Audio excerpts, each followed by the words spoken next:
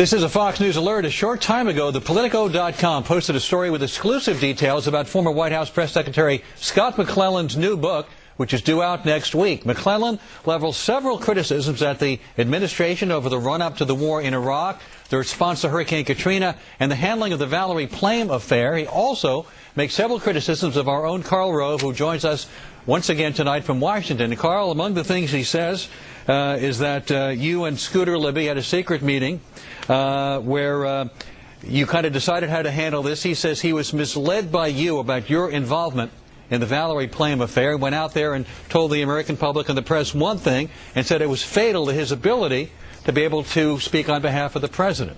How do you respond to those charges? Well, first of all, I've just read the same small article you have, so I'm going to reserve my judgment on the greater book until somebody else buys it and gives me a copy. I will say this. It's a little irresponsible, if this is accurate depiction of what's in the book.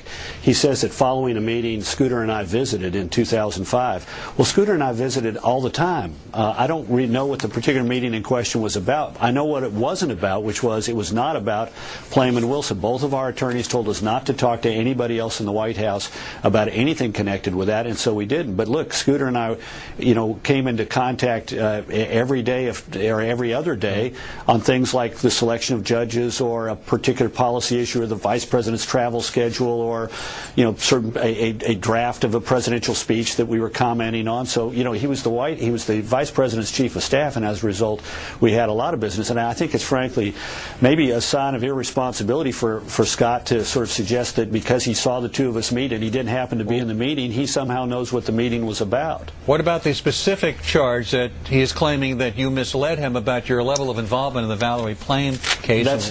That's simply not true. I'm not going to add to the public record on this because there's a civil lawsuit that the Wilsons have, and until that is resolved, they lost at the district court level. It's on appeal. Pretty confident that it's going to be tossed out, but until that's resolved, I can't add to the public record. But the fact of the matter is, Scott's questions to me were, did I leak Valerie Plame's name? And the answer is no.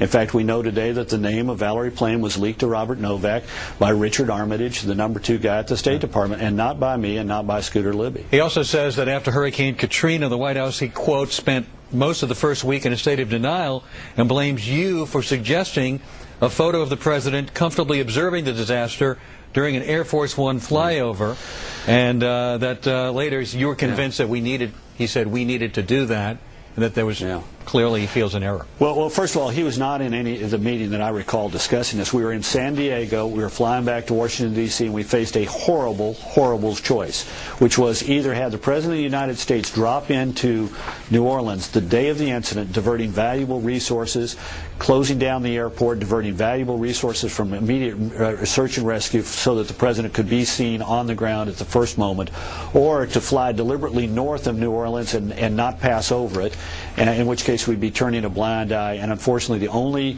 option we really had was to fly over the city and look at it.